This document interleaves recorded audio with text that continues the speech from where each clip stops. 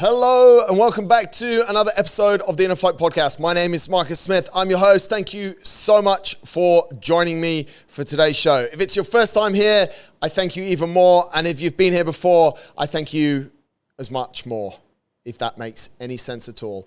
Anyone who listens, thank you so much for supporting the show and for coming and listening. And hopefully on the shows, whether it's this weekly show that comes out every Friday, about an hour in length with hopefully quite a special and interesting guest. I haven't thrown anyone off yet, and we're on, what are we this week, 880, so that's quite good. Or if you listen to 5 Minute Mondays, a little bit more bite size, I appreciate you. If you do enjoy the show, please tell someone about it, share it with someone. I'd massively appreciate that. And if you don't, that's fine too. Hopefully it helps you in some way. Today, I'm talking all about transformation. My guest is someone who I first met over 20 years ago. We used to play rugby together. Fortunately, he doesn't tell you many stories about that, although maybe he could. We'll move on. He works in the area of tech, of digital, and more so than that, he works in transforming things. His job at the moment is like transformation officer. He's a big dog, and he works in some incredible spaces. In May of last year, he started his physical transformation.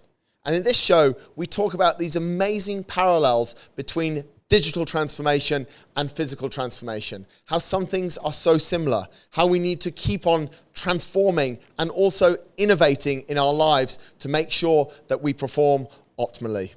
I love this conversation. I love this guy. If you've been to InnerFight, you'll have probably seen him. He's super smiley. His family are here as well. And he's always ready to say hi and share a story. And today he gives us that and a little bit more.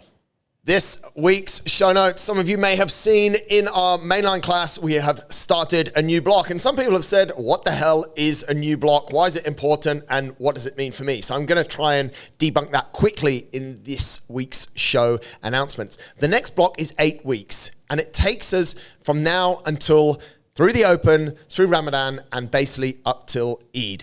It's a time of focus where what we're actually doing is flipping from an A week to a B week. And what does that really look like when it comes to exercises and how the program's put together? Maybe what you can expect to achieve.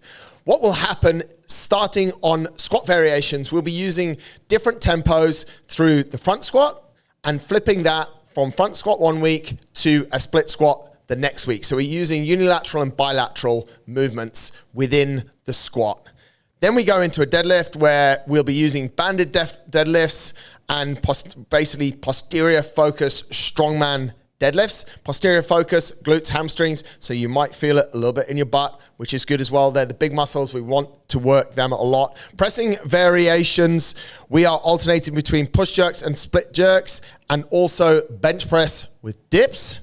You'll see a lot of that coming through. The weekly gymnastics focused strength sessions are aimed at building repeatable volumes of toes to bar and or pull-ups. Some weeks will be toes to bar, some weeks it will be pull-ups, and development of handstand push-ups. This is through box pike push-ups or any variation you're at within your own progression. What we're trying to do here is create increased time under tension upside down, which generally leads to adaptation in a position. When we increase the time under tension, we increase the adaptation that we have here.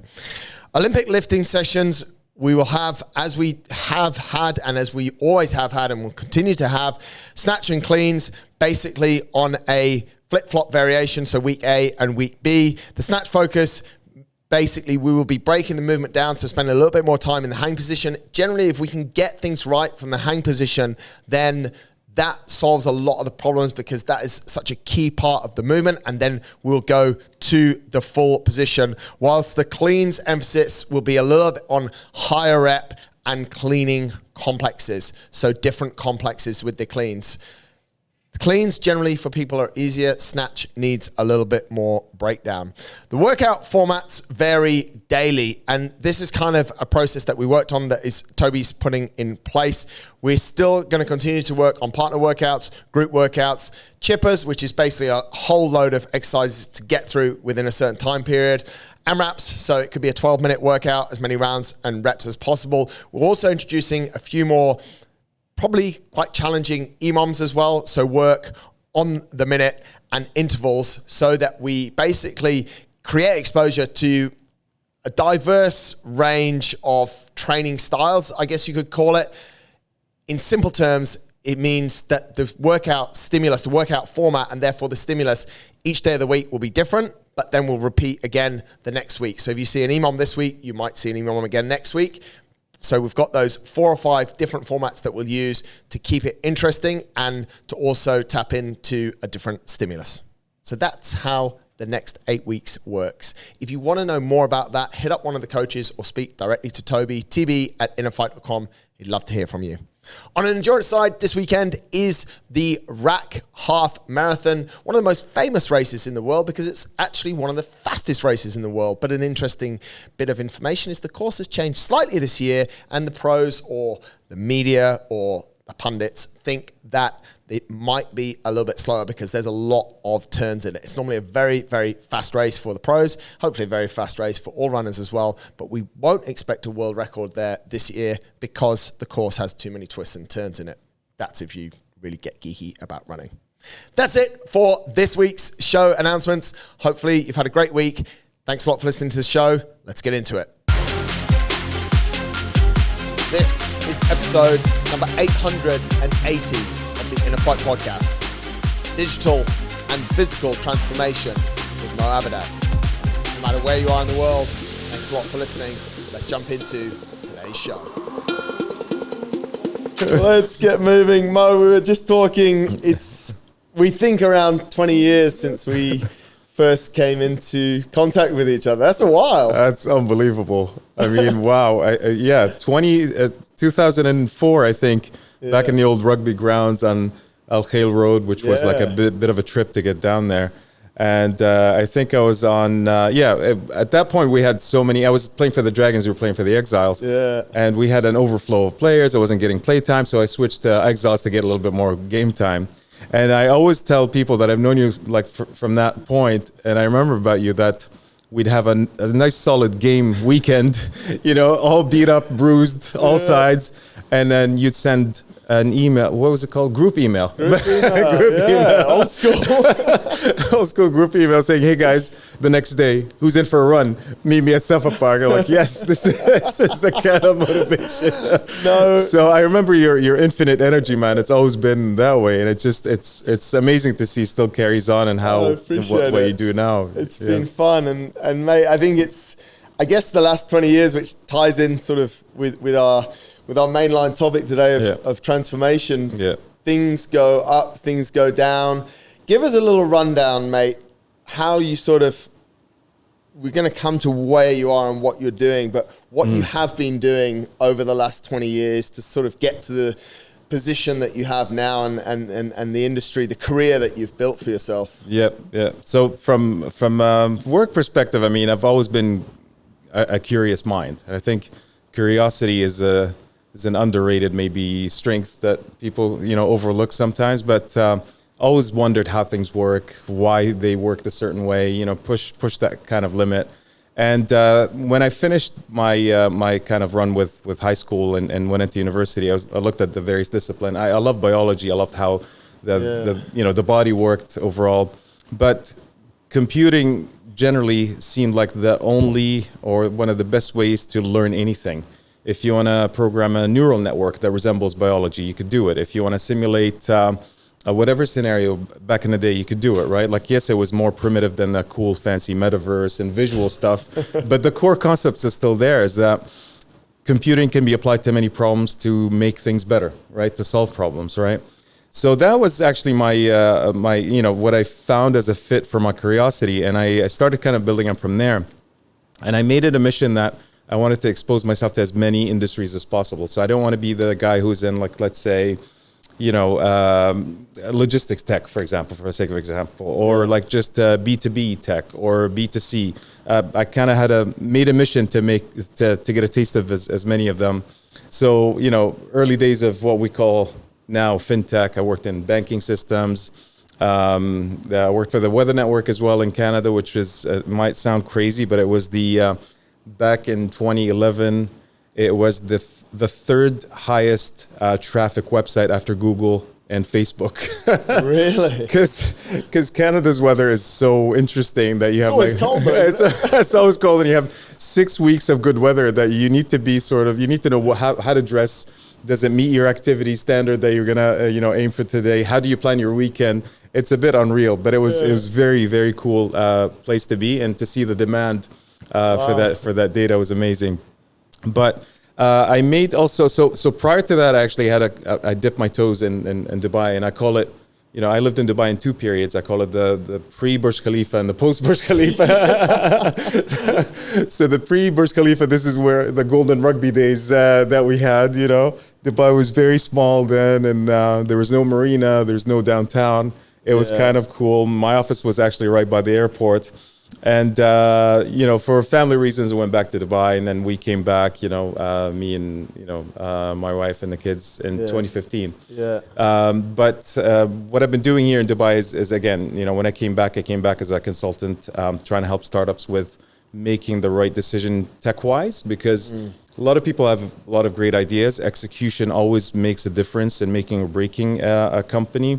And sometimes it seems that, you may get the wrong advice and you end up bleeding so much cash out, you drain yourself out of money. So it's trying to actually give that sound advice saying, listen, use this tech versus that tech, don't use tech altogether, that kind of stuff. And then from that, went into different sectors. I dabbled with real estate technology, and then I worked with the government of Dubai. Actually, the golden visa system, my team had worked on launching that. No way. When it was launched, Wow. And then logistics, and then finally now, I'm focused on digital transformation, working with the Office of the Crown Prince of Jordan as well. Yeah. Sorry for the long play. It really sets the scene. I'm interested to pick up on something that you said. And it shows through how you just finished that off. You've been in various industries. I think when we're younger, we're often asked, what do you want to go into? And sometimes that question gets asked when we're like 13, 14. Yeah. And you have to pick, okay, I'm going to be a doctor, I'm going to be this, that, or the other. Yeah. What do you think was inside you? Like, what kept that curiosity to go, I want to work across all these different industries? Yeah, it was, it's just, I think, it's, curiosity is just one of those things. If you have it, it's hard to fulfill, right? So yes, I was curious about one domain growing up, and I wanted to be like in whether it's a doctor or somebody who can really get into genetics and biology. But then it just seemed that if I specialize in this, I'd be missing out on so much cool stuff that's happening, from physics perspective, or, aviation, or how the world run from a supply chain perspective, or how media is served through like giants like Facebook, So it's a wide kind of mind, and sometimes try to tame it back to one thing that I'm focused on. But I think at the end of the day, it gives you the ability to connect more dots across different things to serve what you're looking after, right? Whether it's a transformation for a certain problem, you're definitely not looking at it. If I'm working on a government transformation, I'm not just looking at it from a government perspective. I'm calling on every single thing I've learned during this journey to see how we can help towards a better outcome. Yeah. So it's kind of a blessing sometimes. Sometimes it's a bit too overwhelming because you just feel like it's never enough. You want to learn more and more and more. Yeah. But it's a good thing to be occupied with, I guess. Do you find that I can imagine with that mindset, and also being in a space like tech, like when can you actually say enough is enough? Yeah, that's the thing with tech, right? I mean, if you look at the advancements since group mail days, right? For the last 20 years alone, it's just mind-boggling, right? Nobody, I think, group emails. I think, there's a lot of companies that don't even email. They just use, instant messaging, right? Yeah. But it's something that, because of its nature of always evolving and always something that's being worked on in a lab somewhere that becomes a reality and becomes mainstream, like the latest with Gen AI and ChatGPT and stuff.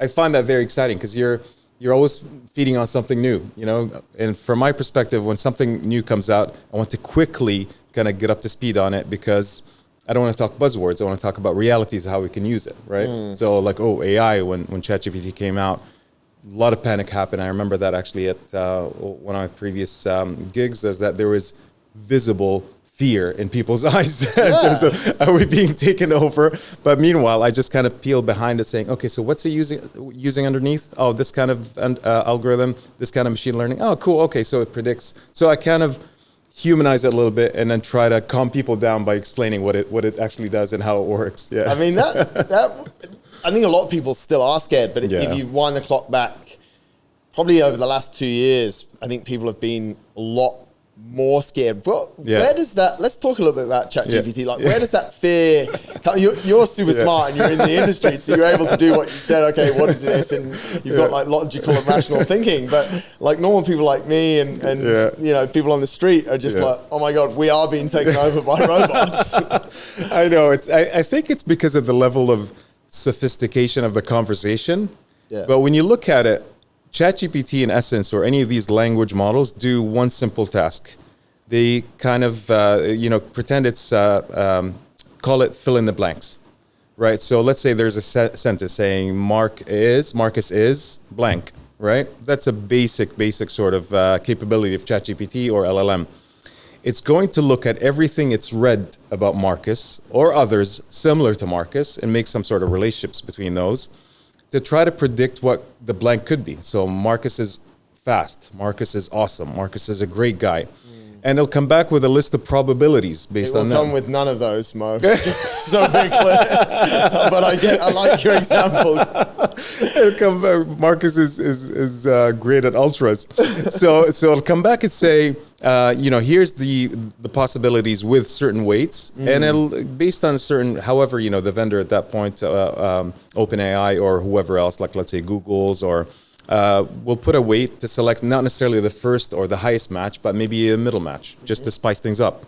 So Marcus is cool, Marcus is sleepy, for example, right? So if you look at everything that gets spit out by these large language models is a series of predictions. So when it says Marcus is cool, let's say if it landed on that, then it'll feed it back to it'll feed this new sentence back to the model, say, okay, well, what can I complete after is cool? So it'll come back with and, or, X, Y, Z, until you have a big, you can write a whole paragraph about Marcus. You know what I mean? So that's, in essence, it's just kind of spits out what it's learned based on probability.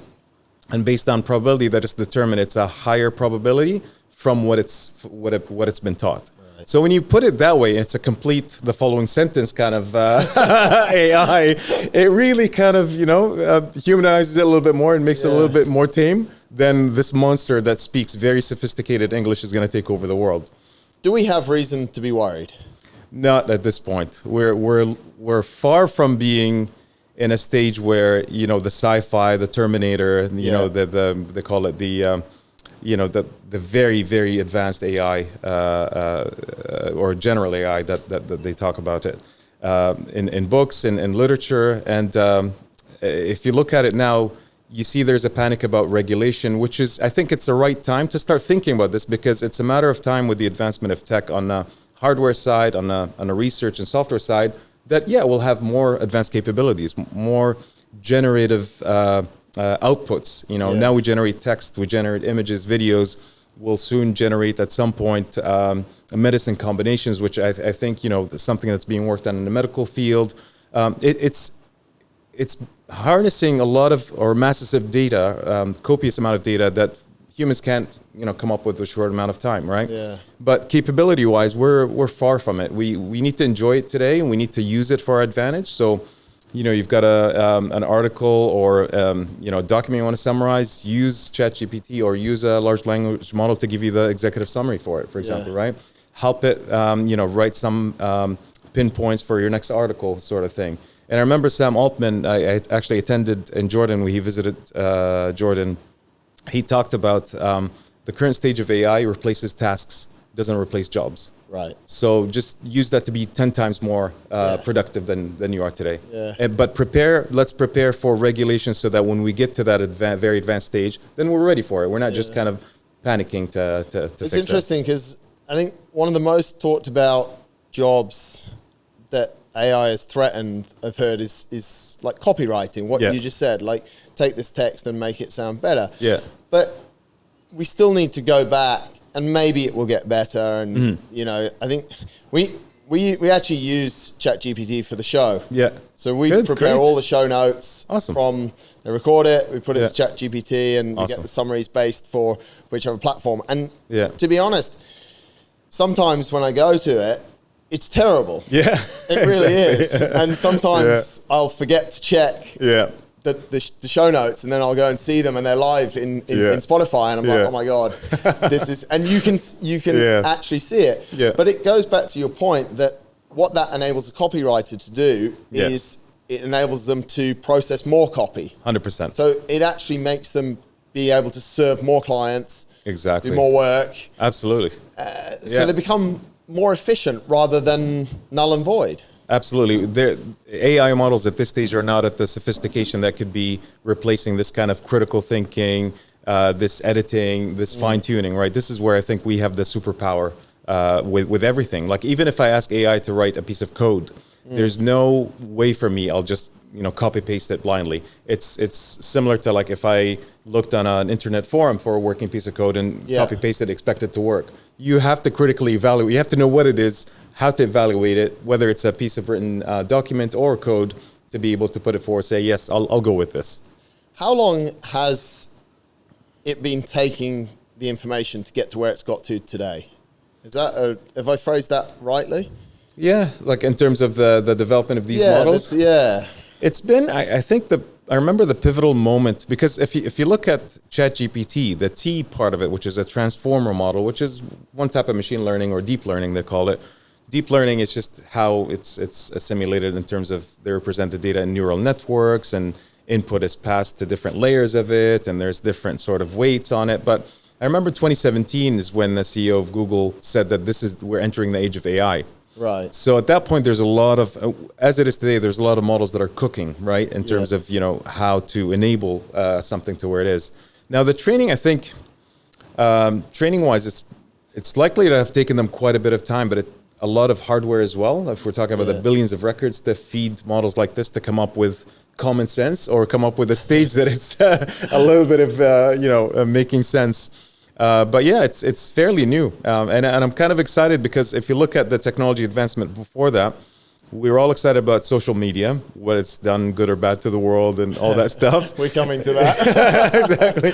And then and there was the phase of, remember that we had a dull moment where all tech was talking about was the metaverse. Oh yeah, great. The virtual reality, the headsets, we're going to be all living in this. Yeah. And then blockchain and crypto, or blockchain, crypto, metaverse. And then thank God AI came with generative model, because we were tired of hearing about how metaverse is going to change how we dress. And don't get me wrong, I love the tech, but I think now we can, in the cumulative nature of technology, can overlay metaverse with AI and make it more exciting. So, for example, imagine you're playing a computer game. I don't know if you do, but my kids do a lot of gaming. I didn't think so. And then you have what my kids call it, and it's a standard term, NPCs, non-playable characters. Right. So these NPCs, they just hover in a corner, that kind of thing. Not the main character that's being playable. Infuse that we used to call those guys perverts in bars. It's different. Sorry, we're talking about young people here. I should calm down. Sorry, mate, carry on. Similar, very similar. But if you infuse that now with the current advancement of tech, which is, let's say, generative AI, you can actually give these NPC characters a life. They can generate their own behavior. So it spices up the content of it. See, so it's kind of like an accumulation of how this tech is evolving overall, which I think is cool. And it's kind of making us revisit that the metaverse will be actually a lot cooler or more useful than it is with AI as well.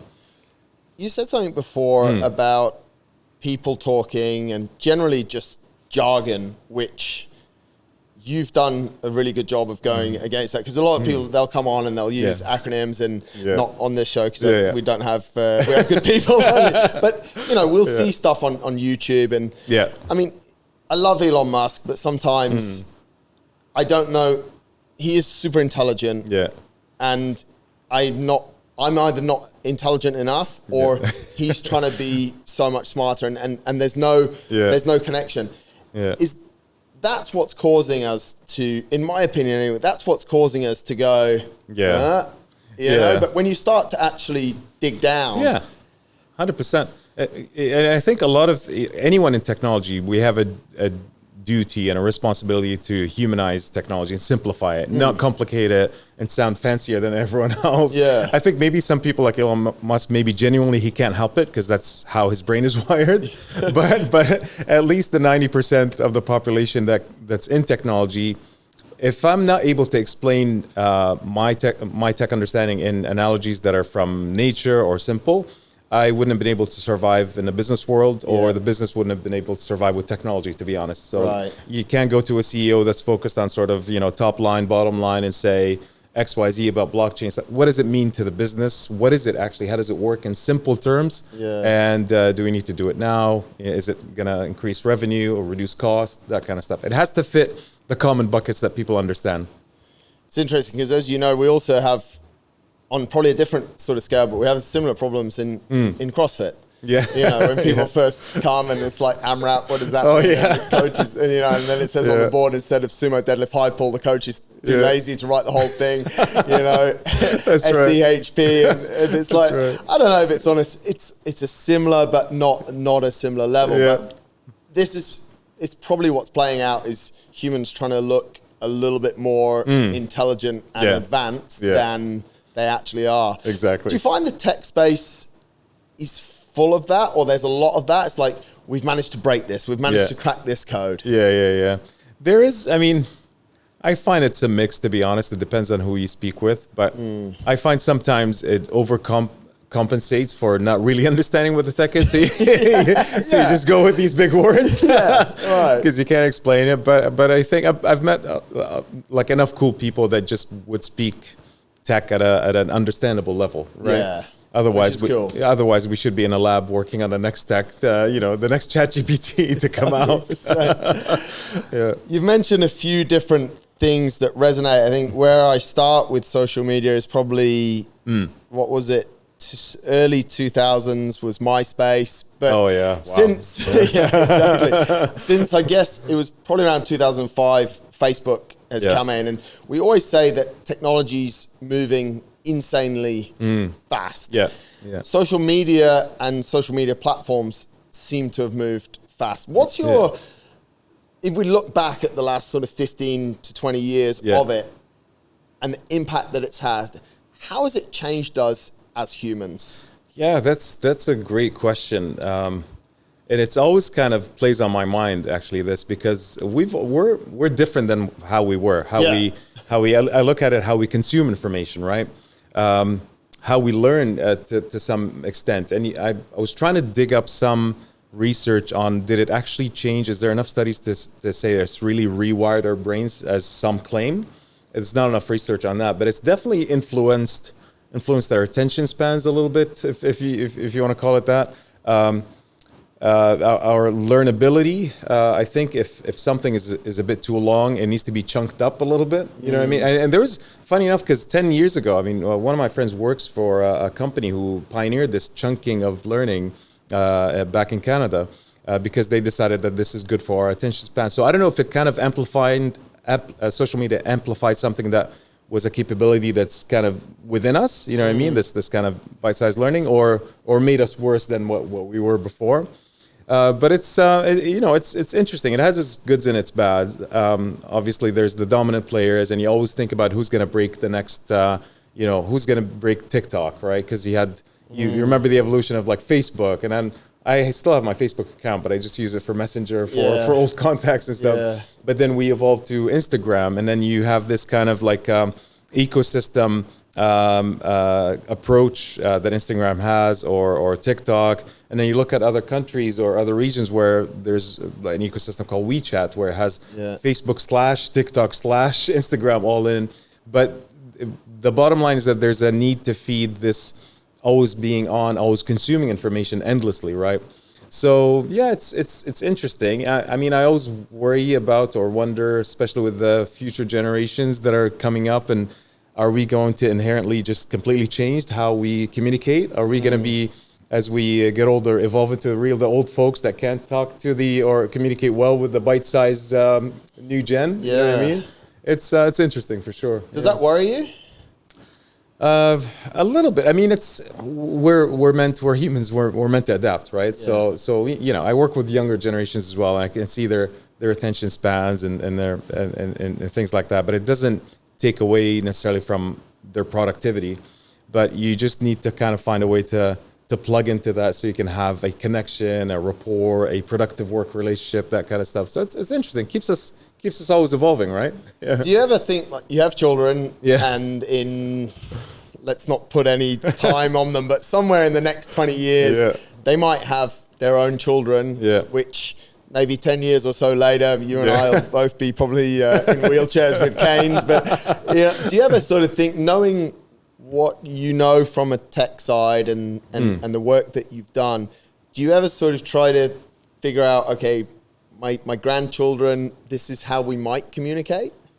Yeah.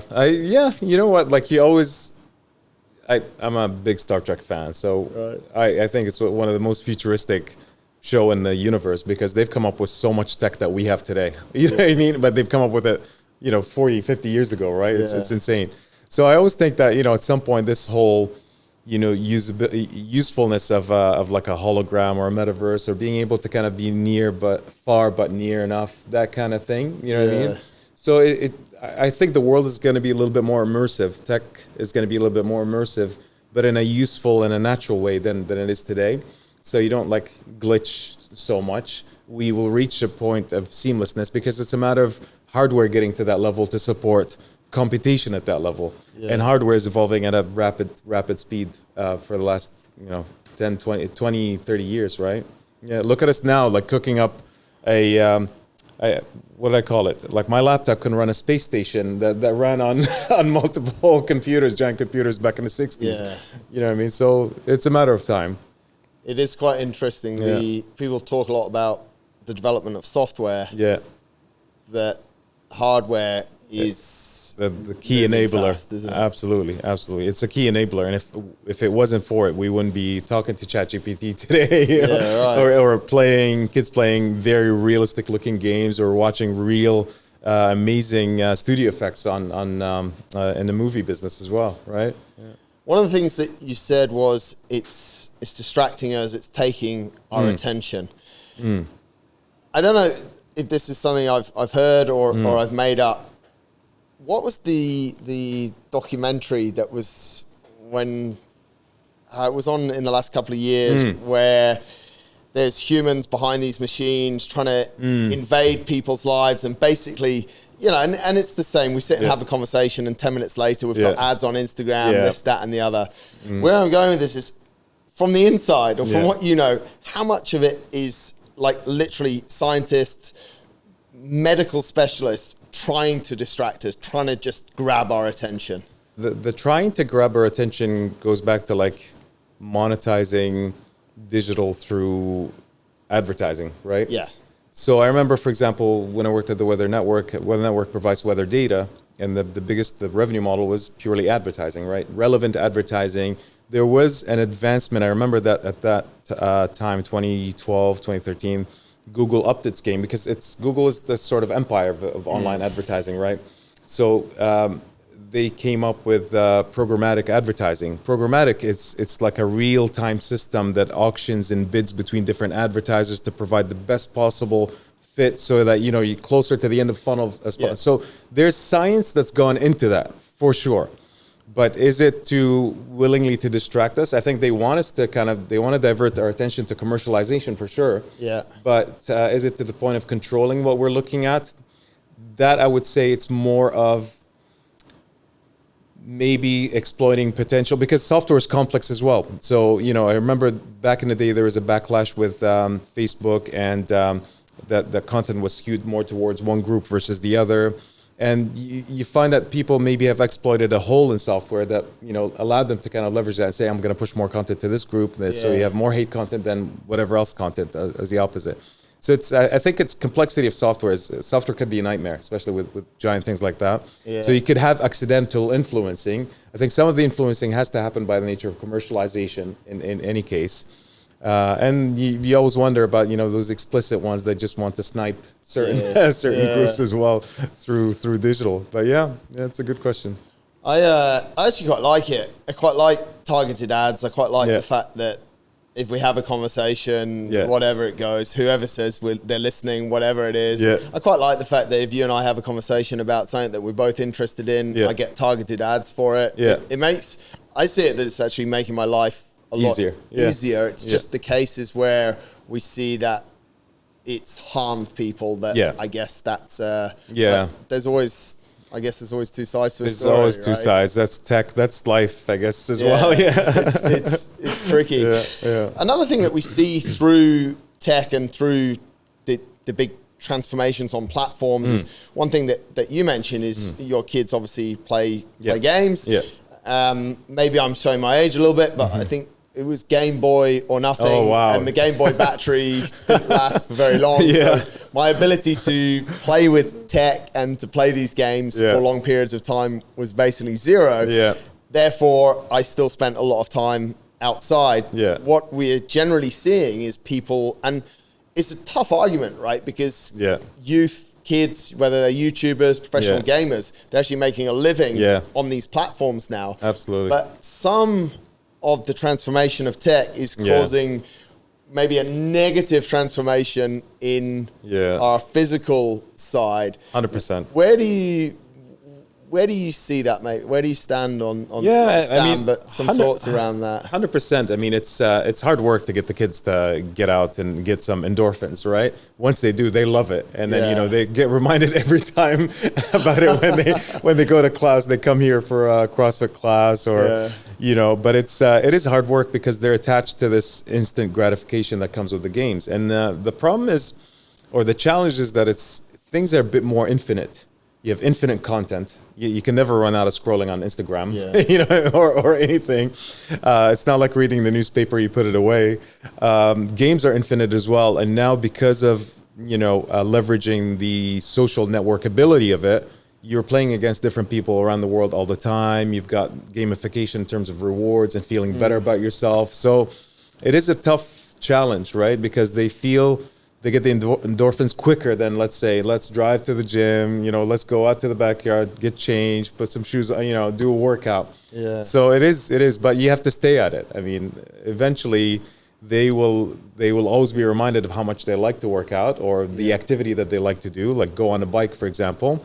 But you have to, as a parent, we have a responsibility to keep kind of fighting the big wave of gaming and tech that could suck them in, basically. Is it hard? It is, but after a while it becomes a pattern that they're used to. Like, oh, here's dad again bugging us to get out, or oh god, it's CrossFit time. But then they come like, yeah, I had a great class. I lifted this much. How much do you lift?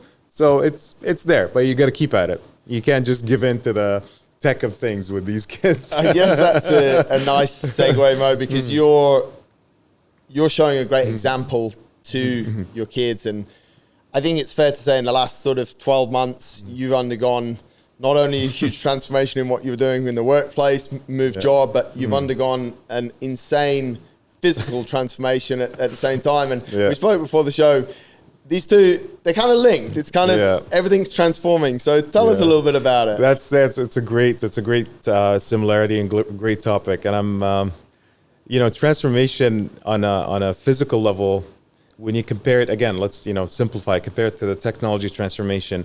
When you go to a business and say, we're going to apply technology to transform the business, you are not basically making them a high-tech business. You're using tech as a tool to influence the change of process, people communication, how things are run towards a better outcome. The better outcome could be for business, like you're making more revenue, or you're leaner from an operational perspective, from a cost perspective. You've got a new business model, that kind of stuff. So, and throwing, no matter how much tech you throw at companies, or you throw at companies, if there's no fundamental change of how things are done, you'll just end up with a fancy piece of tech that you're not using, and it's costing a lot of money, and it defeats the purpose, and you can say you have it, right? And it's funny how many times I've seen that in my life. But when you look at the physical transformation, so I've been training for a while. Like I love CrossFit. I've been doing it. I love lifting weights. I love being at the gym, pumping iron, that kind of stuff, right? But throughout the past 10 years, it's always been up and down, right? So it's kind of like, if you take the foot off the pedal, you just fall off the wagon completely, and then, oh my God, I gained 10 kgs again. It used to be to the point where I used to think that, honestly, maybe I have a natural weight that's always going to be this 10 kg heavier, and that's why I go back to it, right? Your homeostasis is that 10 kg. Shame, man. So it wasn't until, the last... since my birthday in May, that I just said enough is enough, and I, at that point, it's funny because I think I had a reset, and I came to do a class, and Andy was downstairs, and he saw me a little bit looking lethargic. He goes, "What's wrong? You okay?" I said, "Yeah, I'm on 1,500 calories today. I'm going to do this class." His eyes just lit up. He goes, "You're on what?" Because that's all I knew, right? The process I knew was, okay, MyFitnessPal, let's count calories. Let me do the macros, all this stuff. And let me run endlessly and not do enough, CrossFit workouts so I can work out this excess fat, right? Because I knew I needed to get into this physical state that really ignites my mind to focus on everything else that I wanted to do with work, with life in general. So that's the point where my real transformation started. And when you look at that transformation and how I'm 10 kgs fat lighter, I've gained actually muscle for a middle-aged guy. That's actually something I used to think that it's not going to be possible. You can't gain muscle mass. And it was, what's different about all of my attempts is that I've applied the tech. So I have training, I have tools, I have CrossFit, I have the gym, all the stuff that you guys have. But there's the process that I had to change about myself, and it's the discipline of sticking with a program and the eating habits and a true change of how I perceive food that actually was a game changer for me. So if you compare it to business, the process change was, the tech was always there. I've always dabbled with that tech at different levels, but I never look deep enough to change, well, maybe I'm doing something wrong with how I eat or how I perceive healthy eating. Because again, I was eating healthy in my mind as well, right? Yeah. So, and I wasn't consulting anyone else outside of my world other than, what you see on social media or research or MyFitnessPal tells you. So that's, to me, it was an unbelievable switch of mindset. And then today I look at how much I enjoy being in control, and I never feel, and I say this to Annie, I never feel like I'm dieting. I eat quite a bit. Like I finish a tub of peanut butter every week, kind of thing, right? Which some would have, my old self would have frowned on. It's like saying, this is high fat intake. You can't do that.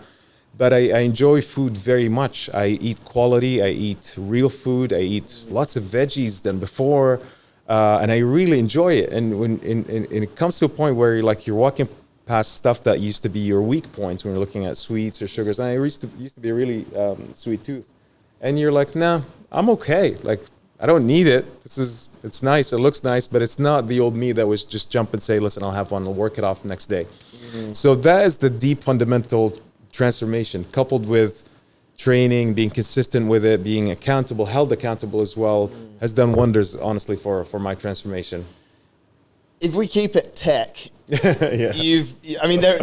we said before we started recording, there's so many sort of parallels you can draw, but you've essentially, I'll probably say something, try and be tech and not sound very intelligent here, but you've almost rewired your hard drive because previously you couldn't go past these tempting foods without having them. Now you've programmed yourself to go towards these foods and just to have a look and just to be able to walk away. That's one of the biggest things that people are struggling with. How did you do that? So honestly, I put a lot of faith in my coaching, right? So when I started with Andy, looking at what I posted on our app in terms of what I eat was important, because I used to think that I'm eating fairly okay, right? Like I'd have a shake in the morning, and I kid you not, like a lot of it was super healthy, right? I never actually cheated in that sense. But then it was certain tweaks that he would see, for example, what I used to consider as a safe snack, right? Maybe an apple or a couple a day, that kind of stuff. And then he would start to adjust with the methodology saying, no, we need good quality food that will hold you together for longer until the next meal. Yeah. And then technically speaking, you don't need to eat more than these X number of meals, for example, right? Yeah. And focus on what's in them. So that to me, the process of feedback was key. And then my complete faith, and even though it was a shock saying, oh, I can't have an apple, or not, I can't have an apple, but an apple would really have a negative impact versus if I did an apple with peanut butter, for example, to kind of hold it down a little bit more, right? Yeah. And then we started to do a little bit of snack replacements with things that are healthy and very tasty as well. And again, I have not counted any calories. I don't care about the number of calories I eat, actually, which is so liberating. I don't think I ever will. And at this point as well, given my needs and given my progress with training, I don't care about the macro intake. I know I'm eating very well. It fuels my exercise. It fuels my mind for the work ahead and for the day ahead. How did you get to a point where if you're on 1,500 calories, what you just said there, you must have been obsessed with? You must have been obsessed with macros. What took you there? So it was just a trial and error, because I was just frustrated with, if I, had a good run with, let's say, lost some weight during, because of a lot of cardio that I did, right? And I would kill myself on cardio and give up on weight training. Like I wouldn't do a lot of weight training because I wanted to drop down. And then, something would happen where if I'm a week off or 2 weeks off for any reason, travel or life happens, then I'll gain that weight back. And I used to feel it in my clothes all the time. And it really bugs me when your pants are a little bit tight or shirt is a little bit snug, Yeah. And I start looking around, and MyFitnessPal was one of them that would do this wizard calculation and tell you, okay, how tall are you? How much do you weigh? This is how much you need to eat. Right. So, and I started to get, again, curious about, okay, well, what's macros? Would that help me? Let me start it again. And again, I would start it. But then as soon as you achieve a level, you haven't really reprogrammed yourself. You feel like you've reached the safety point. You've lost weight. You probably lost a lot of muscle, right? But then you haven't learned any habits to sustain your muscles or your energy or to work out harder. So it was mostly curiosity and social media as well, and the million sort of fitness and nutrition gurus that are online as well are part of it. I guess and we could draw another parallel to what we were saying before about the tech guys that use a lot of acronyms and confuse the hell out of us. We're the same with, where do you go? Where's a trusted source? And everyone's quoting a study that 100%.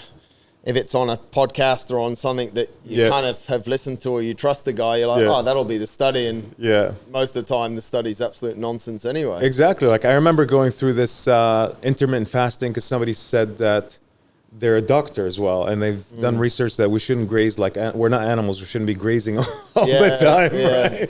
So I'm like, okay, let's try that. That was really, really unpleasant because, I think at some points I'd have rugby training, and if I'm going into rugby training at a fasted state, that's a nightmare. There's nothing to hold you through tackles and stuff like that. So you're right. It's just that there's nothing like a beacon or a source of trust. And it wasn't until I just, I look at Andy himself, how he's built. I look at the gym and how you guys are legends here, actually very inspiring. A bunch of trainers, honestly, just the inspiration happens here. And you look at what you do, which you see everyone here posting about what they do as well. So you feel like this is real. This is easily verifiable because the guys are here. It's not some internet guru somewhere else. You know what I mean? So but you're right. It's just the world is full of this jargon, whether it's on tech or the health and fitness side. That's why we're quite confident that ChatGPT won't take over coaching either. That's right. I mean, to go back to that and to link it to coaching, and it's kind of what MyFitnessPal should do, but somehow maybe you've got some thoughts on this, because it's when MyFitnessPal actually first sort of, I wouldn't say came out because I don't know when it was launched, but when a lot of people were using it, not the early adopters, but maybe 2016, 2017. It was actually very accurate. Because I went through some stuff and I did some proper, I'd pick a dozen products and I'd just actually compare it. Nice. Which was good. But then now it's kind of been skewed in a way that you can enter any product you want. Exactly. People don't enter it correctly. And this is the thing. I'm pretty sure someone's got a new product and as if it said 330 calories, they just put 300. So we've almost got this piece of tech that there's nothing, there is something in competition with it, but not much. And it's pushing people in all these terrible ways. Yeah, and it adds up as well. Like, so how many 30 calories that are off? Gosh, there you go. That's why you never lose weight. Because it's, you've got 4 different foods that are 20 to 30 calories off. Boom, that's it.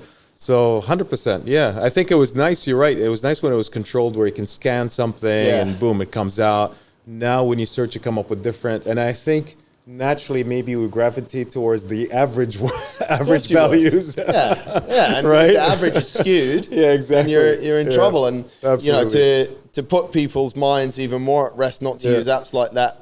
There's not a lot of verification in the nutrition or in the food space of the actual numbers that are on the back of those packages. Yeah, no one tests them. Yeah, you can produce stuff here locally, and you put your macros on, or you put your calories on. And oh, really? Yeah, there's no one actually testing. This is how much protein for sure. No one tests it. No one tests it, and that's why I mean, we're not calling people out specifically, but for sure, a lot of nutrition companies, a lot of food companies, food suppliers, meal plans, all this kind of stuff. They're just putting numbers on that are there or thereabouts. And if you went, and actually, I've tried to get through to some that I've had clients using, not because I'm trying to take them down, but a client has said, I'm using this. It's okay. You contact them because on the meal plan, there's no nutritional information, and they've turned around and said it's classified. Nice. Yeah, it's classified while you're not losing weight as well. Well, exactly, mate. Exactly. It's very interesting. The word transformation, be it in tech or be it in what you've gone through since May, sort of instills quite big change. Yeah. A word that we hear a lot in tech is innovation, which to me means constant change. Yeah. How do you now, from a physical standpoint, what do you do to constantly innovate, to keep that hardwiring in the right direction, mate? Are you there yet, or are you still just enjoying your 10-kilo loss? No, honestly, it's both. I mean, I'm enjoying. So, for example, when I travel, which happened quite a bit, there's different. I'll go to hotel gyms, and there's different programming style than when I would be here doing class. And actually, there's quite a bit of variety. What I like about InnerFight here as well is that there's quite a bit of variety. So you've got your main line, but you've got the weightlifting, and you've got the gymnastics, and that's cool stuff that you're always varying and learning at the same time, but also getting a decent workout. You're moving at the end of the day, right? And then, of course, the strongman class on Sunday, which is how it all started as well. The foundation of all the transformation. And then what I like is that, for example, when I'm away, Andy would put in a program. You'd see that there's logic to it. And then the next time I'm away, the next month, there's an evolution to it. It actually goes into the next level. So it's kind of cool from a gamification. It's like, oh, okay, I've done well on the last one, and now he's upped it to like I'm doing century sets and crazy stuff like that, right? Killer stuff. But it's at the end of the day, when you feel like you've had a great workout, and which is every time I've actually done, whether it's here or away, and you feel like you're not just being repetitive, you keeping it constantly varied. That's what keeps me going, and it just becomes transformative in terms of it's a habit. I need to be moving. I don't want to say that when it's my rest day, I get a little bit antsy, but I think maybe we do a little bit. But sure. But at least the confidence level that, listen, I've had a killer of a week with workouts. I earned this day. I'm cool about it. I could just sit and do nothing all day, and it's still not going to take away my gains, right? So this is the kind of mentality shift that comes with the transformation. You also shifted jobs sort of halfway through. It was back end of last year. You moved from where you'd been for a few years. Do you look back and think the two are connected? You know what? I think there might be a connection. I think the resilience and mental strength and clarity and all that stuff has become more enabled through this transformation that I've had, right? Because when you think about it before, I'd always have my overweight on my mind. Like that, the fact that I'm overweight, like shit, man, like sorry, that's it. Okay. That, you know, I grind so hard at the gym, but I can't crack movements that are, let's say, gymnastics, because I'm 10 kg over the normal size, that kind of stuff. So that stuff always plays on your mind, and you don't have a clear way out of it. And you think, well, I'm eating well, I have a shake for breakfast. Like, how bad can life be, right? Yeah. I don't cheat on my meals and stuff. So I think once that has taken that away from my worry, if you want to call it that, it expanded my mental capacity to take on a lot more, really? to be more forward with what I wanted to do. I want to get to that next level. I'm going to pursue it now, because I feel good. I have a way to build myself up. I'm not worried about my health. I'm not worried about my physical aspects of my strength building or my aging and deteriorating. Yeah. I know I'm on a good trajectory to power my future. So it's amazing how that actually makes some space in your head to think more. Yeah, absolutely. Because you obviously, it's a great point, mate, you're one of the first people that have put it across like that, because if you're 10 kilos overweight, you're not performing optimally. We know that. Yeah. But you were stressing over the fact that you were overweight. 100%. So you're stressed because you're overweight, and you're stressing because you're overweight as well. It's 100%. It's amazing, actually. Yeah. That's a good point. Yeah, that's probably the first time someone's put it like that to me, which is totally true, because I think that's one of the most brutal things for people, and for people that are finding it hard to lose weight as well. It's like a constant battle, isn't it? And it's constantly on your mind. Yeah. It could get to a point where you feel stuck. Like, I honestly getting to a point where I'm thinking, well, maybe that's my natural weight, because I read somewhere an article saying that people have natural weight. An article that some tech guy targeted at you on purpose. It's probably generated by AI, maybe. But and then thinking that, okay, well, I'm worried now because I'm middle aged, then I'm surely going to lose my muscle ability or ability to build muscle. My hormones going to change, and you find out that no, actually, if you move, that fuels, that kind of restarts the engine. You just got to keep that engine going, right? Yeah. So 100%. Yeah. Does it? Now that you seem to have found a decent flow, and you're innovating, you're mixing things up, and it's progressive. Do you find I guess I would call it your excitement for life and what you can achieve in every level, not just professionally. We've got a new job and it's going great and you're excited about that, but family life, everything must there must be this zing. Absolutely. It really does have a powerful impact, like transformative impact on me and on anyone that would go through this journey, because you really get to a point where the old saying is that age is a number. So really, I'm looking at how I feel all the time. People that, I come across, whether it's work related or not, they're always surprised. Oh, how old are you? Really? So, that kind of is cool as well, but gives you that kind of youth power to take on more. And you never think about, oh no, I'm going to deteriorate. No, you're only just beginning.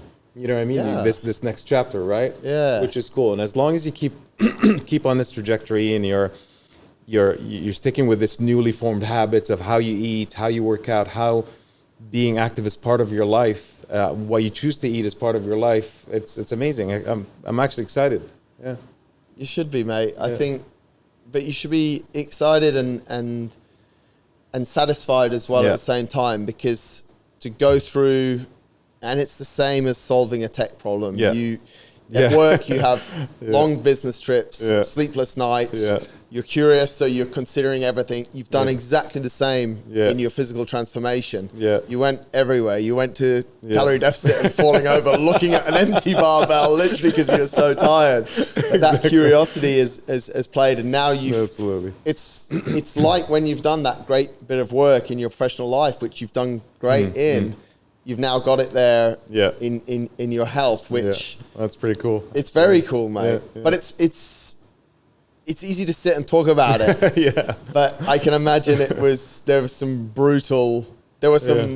in the same way that work can be hard and you can't solve the problem and the contracts don't land. It's exactly the same in life, because for a few weeks the scales wouldn't have moved. And you didn't just go past that ice cream store and on day one, not Exactly. Like it takes time, right? It does take time, and it gets there. You just, I know it's an old saying, but you've got to trust the process, right? So I think that's one of the biggest things that Andy was on. And Andy, when you look at somebody who's coaching you, that's a role that's kind of resembles a target that you want to be. You look at Andy, jacked guy, really strong guy, and it's like, okay, well, whatever he's doing must be working, right? Yeah. So I'm gonna follow what he's saying and not argue. and it just takes. I mean, some days, of course, you feel like you can't, or you don't want to do it. There's a lot on your mind, but it's an hour and a bit out of your day. Just get it done. You get this endorphins. You just have to rely. You have to dig deep sometimes to just rely on discipline. And if you want results, you have to stick with the program. And if you ask Andy, I think I've stuck almost 90% of the time, unless sometimes I was maybe ill or had stomach flu or something like that. But I'm fairly strict with that program, and you have to trust it. Mo, absolutely legendary, mate. Thanks, I really appreciate the insights. It's my pleasure, man. When I first started making notes on this show, it was crazy how many things are parallels, and it's not a surprise. Amazing. And we appreciate you being in the community, mate. You're one of the guys that always says hi to people, even more so now. Your confidence naturally changes. Absolutely. I mean, previously you were a super nice guy, but now you're an even nicer guy. You're absolutely right. I find myself a little bit more sociable now. Of course. Yeah. And I love the community because everybody has like such cool vibe about that. Yeah. It's such a supportive community. We did High Rocks last weekend, and I love the fact that we're wearing InnerFight shirts. Other InnerFight shirts are yelling at us and saying, "Hey guys, come on, let's do it." But you're right. I've come out of my shell a little bit because I feel like I'm a little bit there, right? So you've earned it, mate. Yeah, you've earned it. It's beautiful, and we appreciate you sharing the story. Thank you so much. Appreciate it.